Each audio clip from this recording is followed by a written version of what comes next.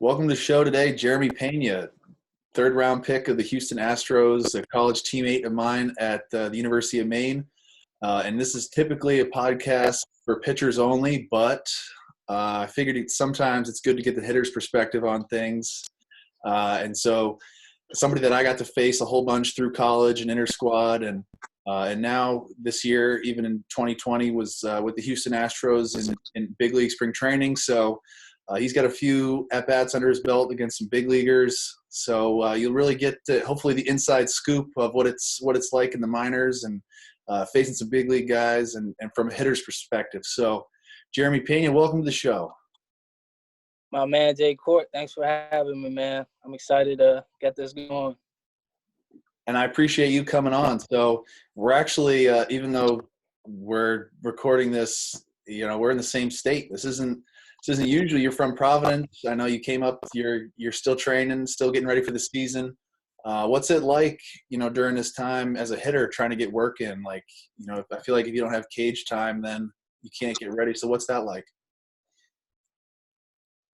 I mean, it's tough. It's tough, not just from the being able to find cages to hit, just in general. We're going through a tough situation right now where everything's shut down. So you got to make the best with what you have, and that's what we've been doing. I'm up in Maine right now, and it's been nice out, so we've been using the field a little bit, and we found this little nice barn that we've been hitting at. But it's been a good time. It's been a good time. That's good. And with Maine, you know how rough the springs can be with weathers, but usually once it gets nice, it'll be real nice. And you'll get to go, hopefully this year, start off in Corpus Christi, Double-A with the Astros, that 110-degree heat, I'm sure in Houston or Corpus Christi, that you'll be ready for that if you've got a 42-degree day up here. So, but sure, man. Sure. Man. Anyways, so talk to me a little bit about the draft day, 2017, right? Was that the year? 18. It was 18. Yeah. So third round pick, day one. Day two, right off the board. Talk to me a little bit about what that was like. I don't even know if I've heard the full behind the scenes story here. I mean, it's a dream come true. This is what you've been working for your whole life, and but I was just pretty different. It wasn't like we had a big gathering at my house, or it was just my parents and my sister. My brother was working. My little brother was in his room. I was actually folding some laundry, and I wasn't even watching the draft, to be honest with you. I was just staying in contact with my agent. He was telling me the moves and what was going on, and I was just paying attention to him. And he told me, he's like, "Oh, be on the lookout for rounds 4 and 5." And I was like, all right, cool. I'll tune in around 4 and 5. And then out of nowhere, he calls me. He's like, "You might get picked here by these 3 teams." And he gave me 3 teams, and the Astros were in the middle. The first team comes up, they didn't pick me, and then the Astros selected me. My parents ran into my room. Well, my mom did. My mom ran into my room. My sister ran into my room, and it was a experience I'll never forget. It was a good time, and then saw my dad, and we talked a little bit, and yeah, I was just excited to get things started. That's pretty awesome. So folding laundry, and then you get the call, and that's pretty sweet. Yeah, I'm gonna have to put this off later. I gotta talk to Jeff Luno real quick. But after the draft, you go from Providence. Did you go down to Houston, or did they send you to Florida to sign all that stuff? So they flew me into Houston. I went to Houston. We had a whole day of like physicals and tests and eye exams, and then the next day, that's when we got to sign. And they gave me the option to either fly into our affiliate, which was Tri-City in New York, Troy, New York, or go home and drive up. So I told them I'd rather go home and pick up my stuff, get my car, and drive up. And that's what I did. They flew me back to Providence. And a day or two later, we were on. It was like that. You sign, ship you out, we start playing. So that's right. Awesome. It was right. awesome. We're getting right into it. That's awesome. So throughout college, I think the biggest thing that I noticed when facing you, and then all the way up to that junior year.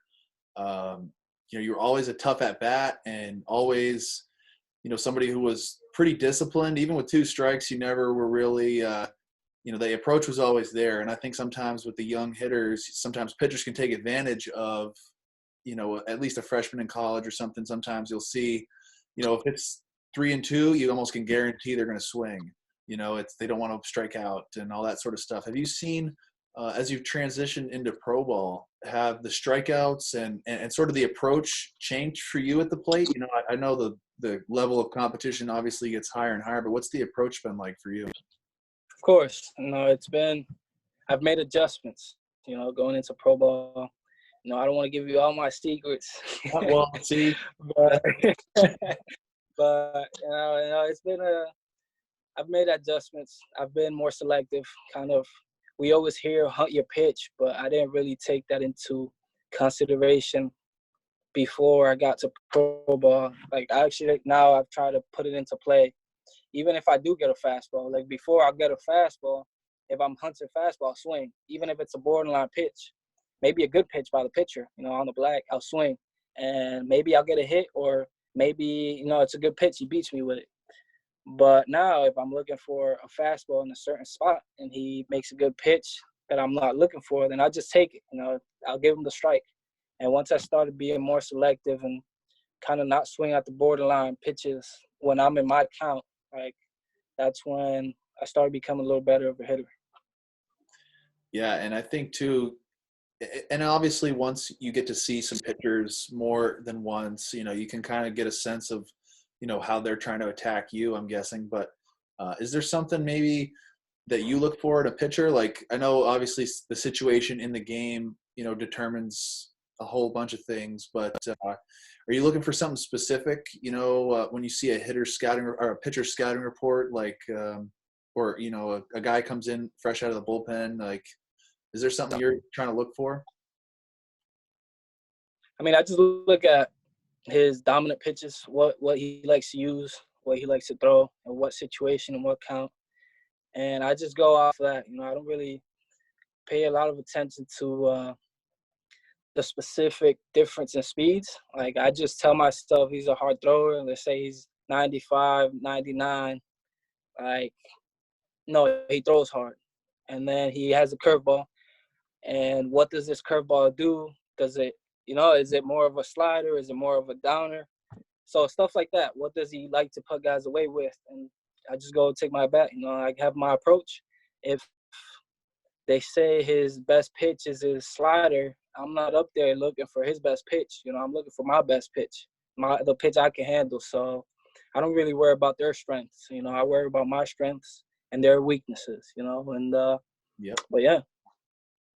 And of course, take advantage of the pitcher's mistakes. Of course, if they, which you did to me a few times, hang a slider, you're, even if you're looking for the fastball, that thing just floats in there and you're going to take advantage, But I'm sure as you've gotten to climb the levels, and of course, playing in the fall league, of course, was there something you kind of saw a big difference between the college and the professional pitching? Like, was there something that, you think, anything you could think of as far as like a pitcher attacking different, velocity, I'm sure is a thing, but something that's different between college and the pro game? Well, I would say me coming from our conference, the bullpen was a big difference. What you get from the bullpen is guys throwing hard. People are dominant. Pitchers know how to put people away. But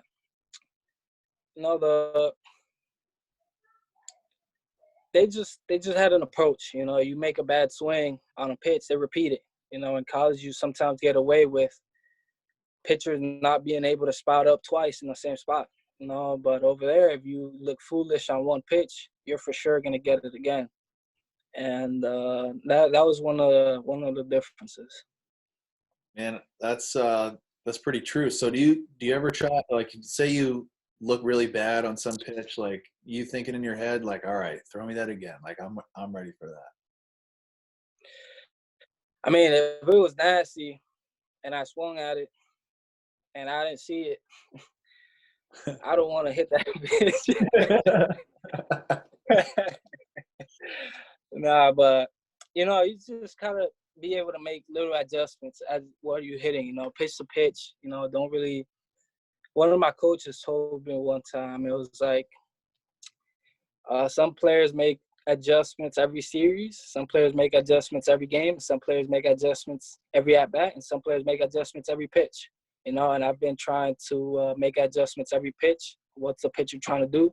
Pay attention to my teammates at bats. You know, how has he been attacking them, and try to see what he's comfortable with. You know, some pitchers might have a really good curveball, but might not be throwing it because he's not feeling it that day. You know, some pitchers work like that way. So just kind of figure out the pitcher and stick to my approach. That's pretty good too, and that's really like the professional hitter approach too. Like, you know, and you talked about it a little bit earlier with, you know, if let's say you're looking for a fastball away and a guy spots one down and in on you, you're just going to take it. And sometimes I'm sure there's situations where, you know, you even get the call in your favor where the umpire calls it a ball and you're like, all right, good, you know, my count. And that's something that frustrates me to no end. Pitching side is like, I'll throw the nastiest slider on like a 1-1 count or something, and it breaks just off the plate, and the hitter takes it, and like an easy take. And I'm thinking, are you kidding me? Like, you know, that's one of the most frustrating things. And I was watching some of your at bats against some like big time dude, and some of the takes that you had are easy, and I'm like, man, this is. I mean, that's a big tell, at least from a pitcher's perspective. Like, you know, when a hitter looks comfortable, you know, look out, because, and of course it comes with more at bats and getting used to a whole bunch of things. This is what I'm guessing. But as a pitcher, I'm thinking to myself, okay, how can I embarrass this guy? Like, I know in college I'd always try to jam you up, and then the minute I saw you try to go get it is when I go to the slider. Is there some truth to like the scouting reports? Like, do you ever look at your own where, you know, I'm sure after a series you might be able to pick up on little things, but do you ever look at your own scouting report as a hitter? I mean, you do. You reflect. You know, you go home and reflect. What's this team trying to do to me? You know, how have they been pitching to me?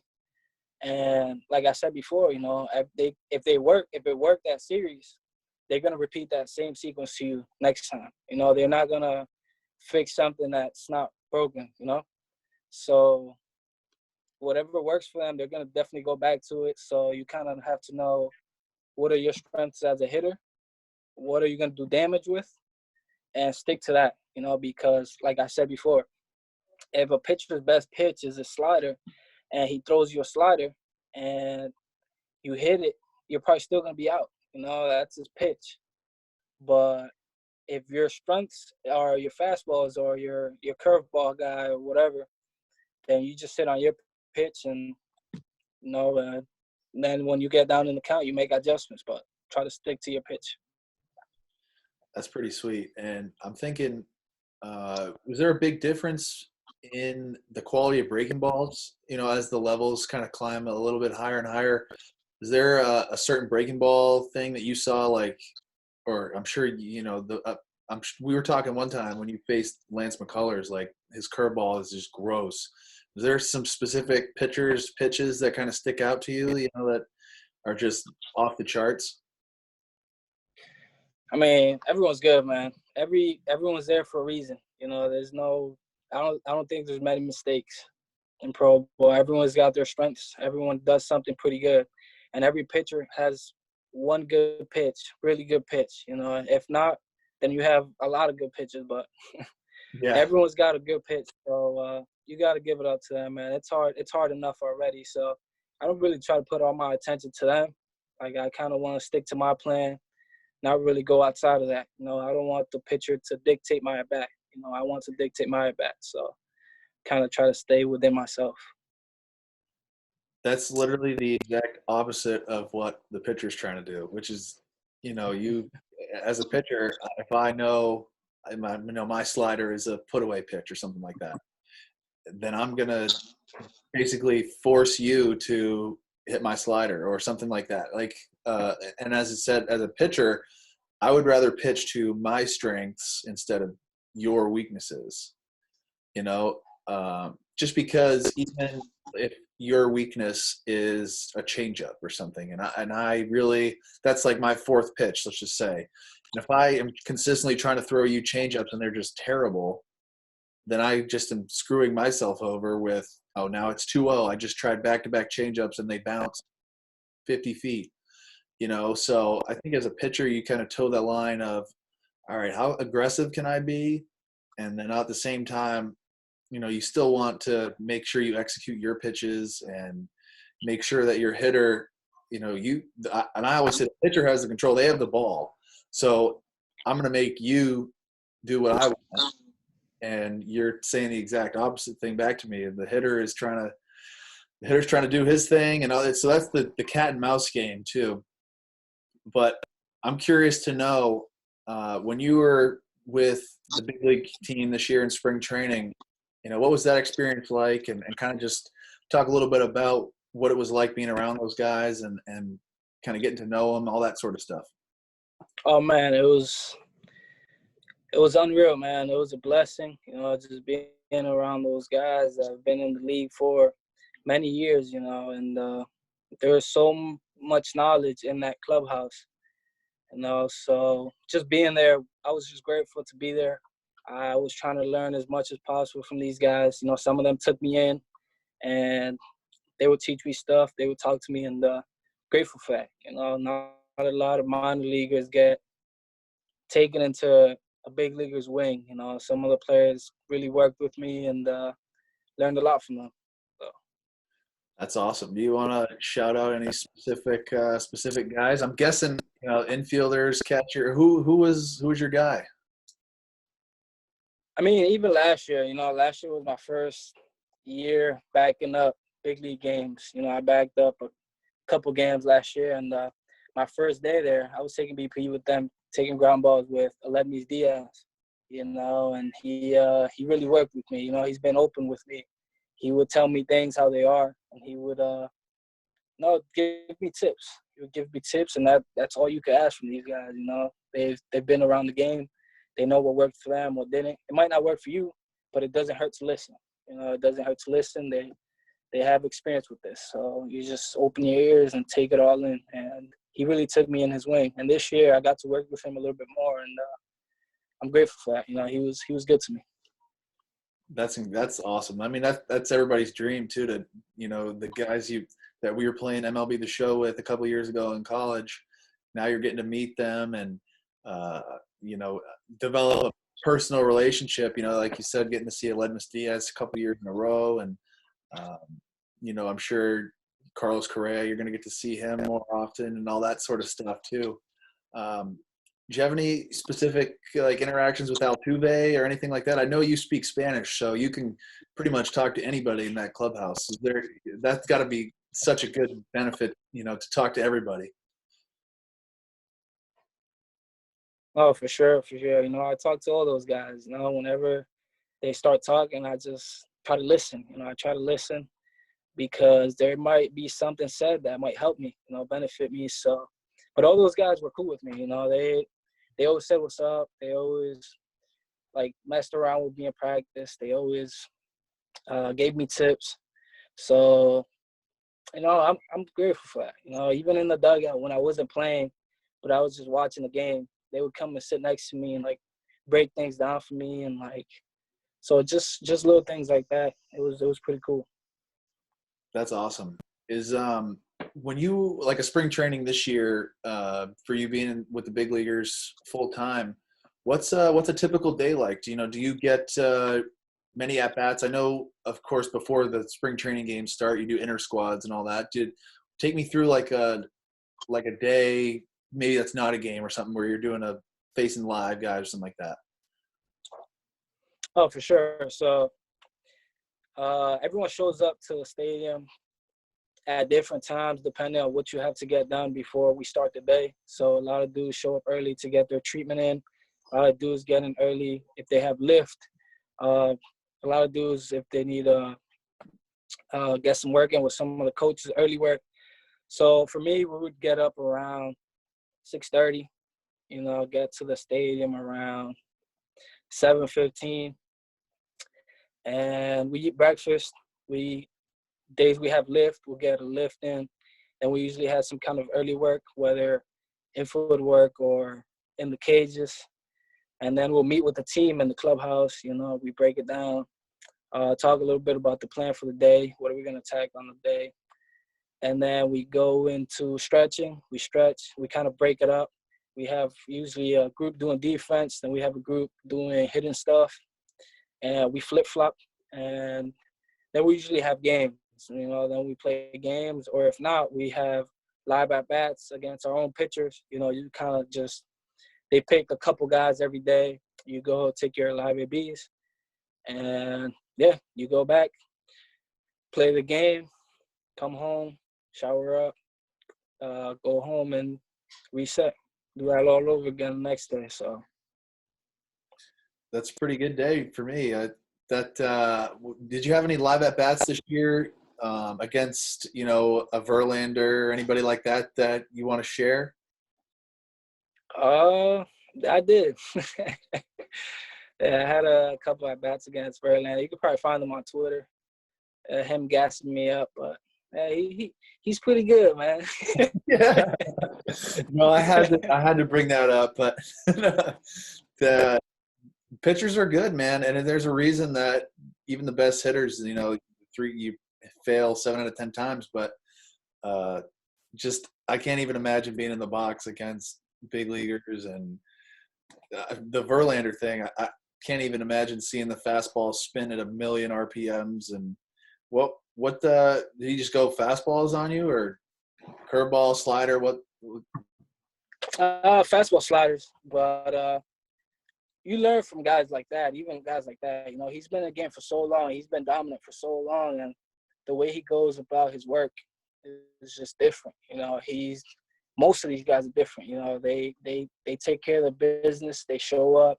They do what they have to do, and they get out. There's not a lot of – they have fun. But they're having fun, but then they're working at the same time, And that's what I got from Verlander when he was throwing that live AB against me that day. The way he was warming up, it was like a real game. Sometimes in college we say, oh, today we have live ABs, take it as game-like as possible. And we do things that we wouldn't do in games. We start messing around or we start doing this. But the way he got on the mound, and it was like a real game. He wanted the ball from the catcher. Like, he didn't want the coach behind him to give him the ball. He wanted the catcher to throw him the ball. Like, everything like that. And that was different, and I took that in. I was like, wow, these guys really take this to another level. And you want to be able to do that. These guys been in the game for so long, and you want to follow their footsteps. So it was awesome. That's pretty sweet too. And that's the difference, man. The professionals, I've heard a saying too, where amateurs practice until they get it right, and professionals practice until they can't get it wrong. And I feel like a guy like Verlander and a pitching specific, especially, it's a premium to be able to repeat your stuff and command, throw the ball where you want to, when you want to. And so I feel like the guy like that, and just it kind of trickles down too. When you see the leader of the pack, Verlander, taking it so serious and really getting after it in a live at bat setting, even if it's on the backfields, I'm sure that, the rest of the staff that day is like, all right, I better bring it. If this guy getting paid millions and millions and millions is doing it, it's my time. I better show up. And if you're at that point too, you have obviously done something different to separate yourself to get there. And so I just think a guy like that, even as a hitter, it's cool that you could still learn stuff from him. And this was probably a pretty unique year to be in the Astros big league clubhouse with the reporters and all the scandals and things. But even before that, you got to be in the fall league this year in Arizona. You want to just tell people a little bit about what kind of the fall league is for those that don't know, and it's sort of some stories from that? So every year, every team, they invite 4 to 5 players from every team, and they make 6 teams, I think. Correct me if I'm wrong, but I think it's 6 teams. And so you're in the clubhouse with guys that you faced in the league, some guys that you've heard of, or guys on different teams. It's pretty cool, Arizona Fall League was a beautiful experience. I've never been out there. The closest was New Mexico when we played at school. Yep. But Arizona was awesome. The weather was beautiful. Top of the cream of the crop players. These guys are top notch. And same thing, just being in the clubhouse with these guys, you learn so much. We're just having healthy conversations, just messing around, playing cards, and someone might say something that might click. It might click. It's like, oh wow, like that's good. I'm gonna go try this out in practice. Like just little things like that, and it was a good experience for sure. And just that environment too, where like you said, it's the cream of the crop, and I almost compare it sometimes to like the Cape Cod League of professional baseball. Like that's where all your prospects are going. That's where the talent every night is elite. Like you said, the bullpens in professional baseball are that's a big difference. I'm sure the bullpens in the Arizona Fall League were probably on a whole nother level, where you got dudes blowing 105 at you. Like, what was the fastest pitch that you saw? Or even this could be even at all levels. Fastest pitch? I think we had a kid sitting 98. He was 98 from the Texas Rangers. He was sitting 98. I think he hit 100 a couple of times. But the hard throws are on our team too, man. Like, I was playing shortstop behind some dudes pumping 100. Like most of the guys on our team are, they're. I love being behind them on the field. They work so fast and they put dudes away so quick, and it's just like, wow, like, you just admire their work. I'm sitting back there like, that's nasty, man. Like, I'm so glad I'm on this side of, I don't want to be in the box against this guy. So, but yeah, we got some really good pitchers too, man. We got some guys throwing 100 miles per hour, and so. What's it like in the box with, let's say, what's 90 like, then what's 93, then 95, then 98, then 100? Like, what's that? What does it kind of look like as you climb higher and higher? It's different.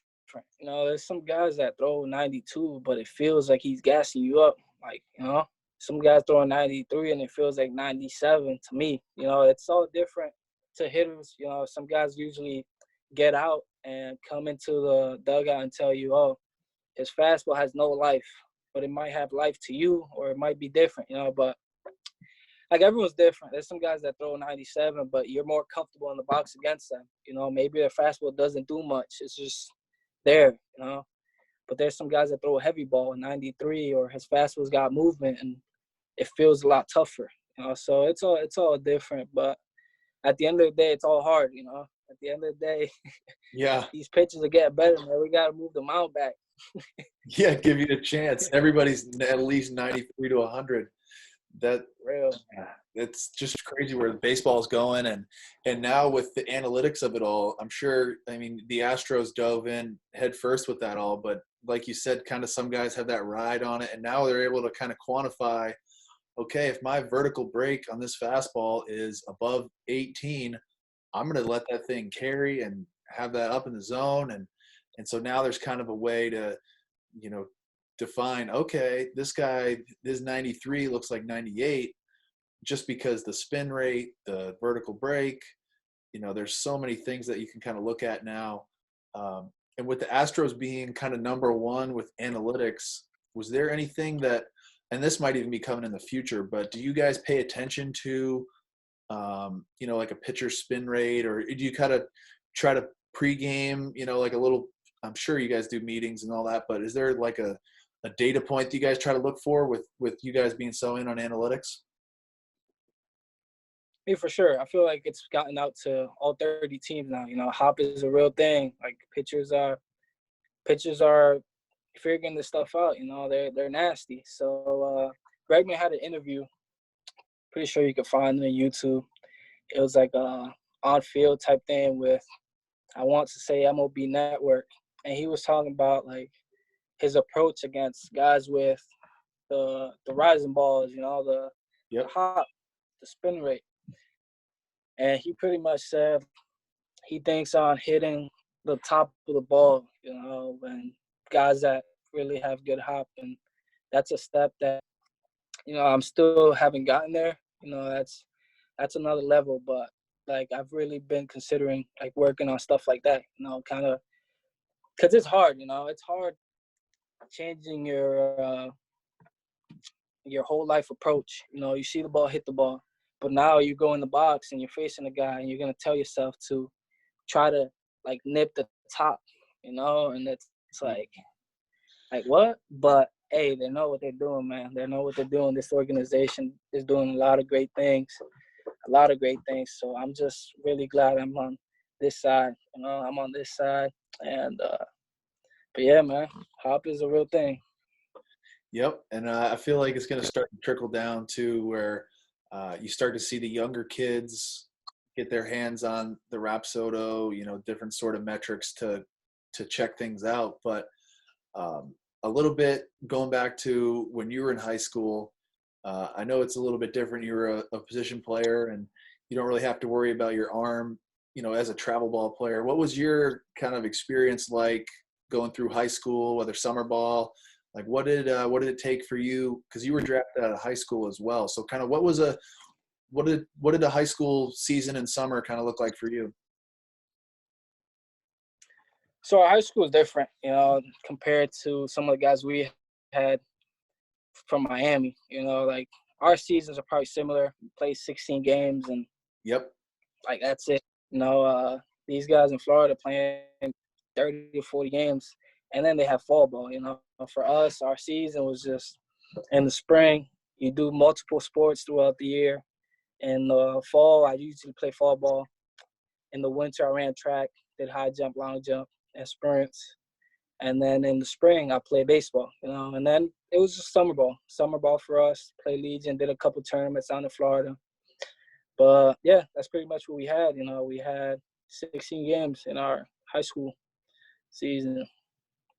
That's what it was up in Maine too, man. And some of them, it was 34 degrees and a little snow maybe sometimes. Like that's what it is. The Northeast baseball kids, I feel like almost kind of fly under the radar a little bit with the big time programs, and especially if you don't get that exposure during the summertime, and probably for pitchers and hitters, you probably can tell too. You get better kind of as the season goes on, and you really don't hit your stride until the summertime. So and for you playing multiple sports, I think that's huge. From a pitcher's point, I still think you got to be an athlete too. Like the guys on the mound who can't field a ball off the mound. Like we had a couple guys on our pitching staff at Maine who, if you took them off that mound, it was like their feet are underwater. Like they can't even move. So I think it's huge to be an athlete. And with you literally being the most athletic human being I've ever met, like there was times where I was like, how did you even get to that ball? So I think that's huge. And you can probably trace it back to, playing high school and even before you came up to Providence, like you must have been doing a whole bunch of different things. And I think it translates too. And you don't always have to get the experience of, flying down to Georgia to play at Lake Point every weekend for a travel ball tournament. Like for you, obviously you had the big league bloodlines, but still you're playing Legion baseball, like you were probably tearing people up just playing Legion. And that was sort of the route that I went up here in Maine too. And there wasn't really, this was 2014 when I graduated high school. So the travel ball hadn't really exploded that much up in the Northeast anyways. But, I think it's kind of a thing where if you're good enough, people will find you. And for you, even you got even drafted out of high school with the Braves, like people will find you if you're good enough. And I feel like that kind of stayed true even with your situation too. Oh, for sure. But I say there's no substitute to playing. You could train all you want. You could do all these drills. But if you don't play the game, if you don't go out and play and learn how to play the game, then you're not doing anything. I say there's no substitute to real at-bats in real game-like situations. And it is tough, you know, being from the Northeast. I went to a tournament my senior year, fall, down in Florida. It was the World Woodbat tournament. And I was in the Toronto Blue Jay scout team. I played with some ballers, man. Like, these dudes were good, man. And I was just this scrawny kid with braces, you know, like I didn't do good. I didn't do bad. Like, I was in the mix. I was in the middle. I competed. And when I got back to Providence, it woke me up. You know, that's when I told myself, like, damn, like I'm balling here in Providence, but like there's a whole nother world of playing baseball. You know, like it's not just Providence playing ball. Like, there's kids down there that are ballers, like I said. So, you know, it took my game to another level. You know, I started focusing a little bit more, started working a little harder, working smarter. And that's when I started getting a little bit more talk about the draft. When I came back from that tournament, it was one team that showed interest down there. I think it was the Diamondbacks. It was just one team. And then out of nowhere, I kept getting all these questionnaires in the winter. Dudes start showing up to my practices, high school practices, and we would stay after and hit BP for them and catch ground balls for them and run the 6-yard dash. And yeah, the draft came around, and the Braves drafted me in the 39th round. It was a pretty cool experience again, but I decided to go to the University of Maine, which I thought was the best move. Let's go. And it was the best move. You know, I came to Maine for sure, and you know, this program took me to the next level, man. Took me to the next level for sure. It's awesome, man. Northeast baseball, you can still make it happen. And you know, I think it was cool too when we were playing. We got to still go down and play against the big boys. Like your first college game, I think we won against Clemson, right? We did, man. That was awesome, man. That was a crazy I game. wouldn't forget that. I'll never forget that. That was so awesome, and that was the year too that Seth Beer skipped high school to come play at Clemson, and there was a brand new coach, the whole thing. So we still got to play, the best of the best, and kind of get yourself to stack up and see really how far you are, because the Northeast, especially, it's a small pond, and once you get out to kind of the real world of baseball, there's a big difference between what you think is good in your backyard versus like national level good. And I think you kind of got to see that, and facing even Justin Verlander and Max Scherzer, like the competition continues to climb and climb and climb. So even if you're somebody that's getting looked at to play baseball in the Northeast, man, it's real. You can still make it happen, and you're an example of that. 3rd round pick, $500,000 in your bank account for signing. There's ways, man. There's a route. So you're kind of paving the way. I think you're on track for the first player since, the 80s probably to be in the system for, minor league players. So making it to the big leagues. So we'll be watching, and I know you got a big fan group on Instagram, Twitter, everything. I'm gonna get into these questions that we asked. I tell you what, there was instantly like 500 Providence people that were getting after you. But the first one, my people, man. That's my people, man. They keep me going, man. That's right. Oh, they might think I'm not paying attention or listening to stuff sometimes. I might not get to all of them, but I'm listening, man. I'm listening. Yep, absolutely. So the first one, another college teammate of yours, Cody Lorison, he wants to know, how do I get you out? Yo, why is he trying to get me out, bro? That's messed up. we gotta make it work together, man. You guys already win 7 out of 10 times, so let us have some fun too, man. Jesus. I hope you guys get to match up at some point in a minor league game or something. I know. Hopefully, maybe we'll do some live at bats here or something soon. But I kid the beast, man. I kid the beast. Yeah. So once we get this going, we'll have to figure out how that live at bat goes. But somebody else had the MLB pitcher you're most looking forward to facing.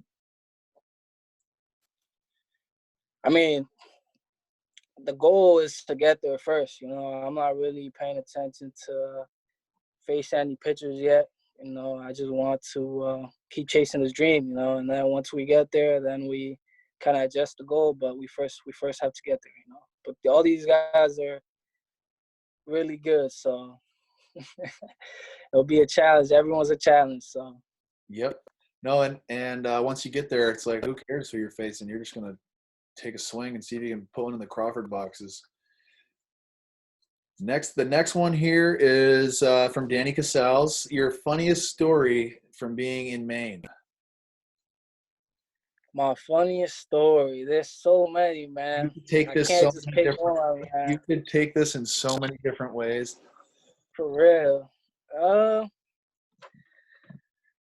I mean, there was one time. First one that pops in my head. We're playing my freshman year. I want to say we're facing St. Bonnie's down in Florida, and this bases loaded.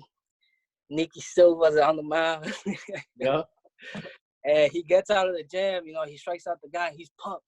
He's like, let's fucking go. And his tooth pops out. No, he loses a tooth. And he shuts up real quick. Oop.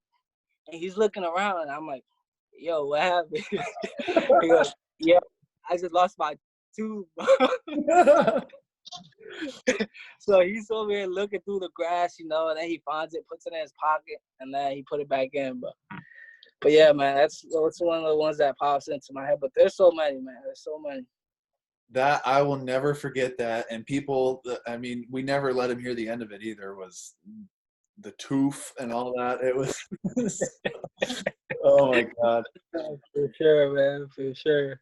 And I know he's got photos and everything of.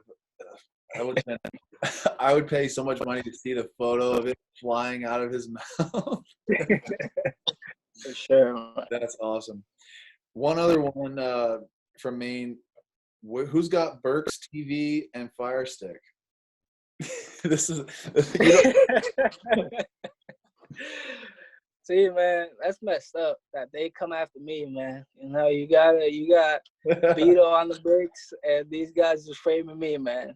If you're listening, don't listen to these guys, man. I didn't take it. You better check in with your boy Danny Casals. Yep, that was convenient that he asked that question, but another one. We got one more.